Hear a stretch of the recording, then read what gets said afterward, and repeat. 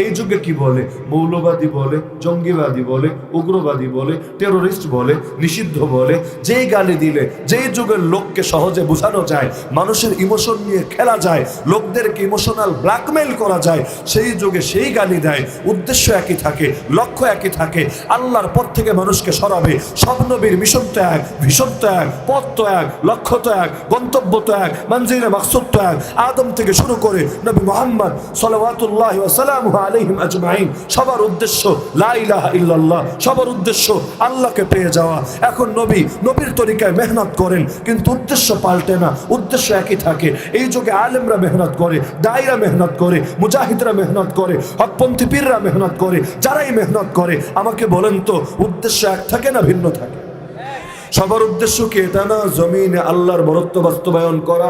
সবার উদ্দেশ্য কি এটা না মানুষের জীবনে কোরআনকে বাস্তবায়ন করা? সবার উদ্দেশ্য কি এটা না নবীর হারিয়ে যাওয়া আমানতকে নবীর রেখে যাওয়া এই পৃথিবীর মধ্যে ছড়িয়ে দেওয়া? উদ্দেশ্য তো এক, তরিকায় কার ভিন্ন। আদম আলাইহিস সালাম মেহনত করলেন, নবী ঈসা আলাইহিস সালাম মেহনত করলেন। এক এক যুগে মেহনত এক এক ভাবে হলো, কিন্তু উদ্দেশ্য আর লক্ষ্য সর্বযুগেই তো একই ছিল।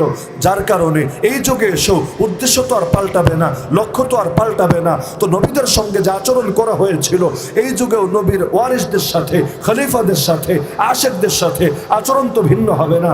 সব নবীকে কষ্ট দেওয়া হয়েছে, সব নবীকে গালি দেওয়া হয়েছে। সুতরাং এই যুগেও নবীর ওয়ারিস যারা থাকবে, অবশ্যই অবশ্যই তাদেরকেও কষ্ট দেওয়া হবে, গালি দেওয়া হবে, নির্যাতন করা হবে, জেলে ঢোকানো হবে, তাদেরকে খাদ্যের দিক থেকে কষ্ট দিবে, তাদেরও ক্ষুধার জ্বালায় হয়তো পেটে পাথরও বাঁধা লাগবে, সবই করা লাগবে।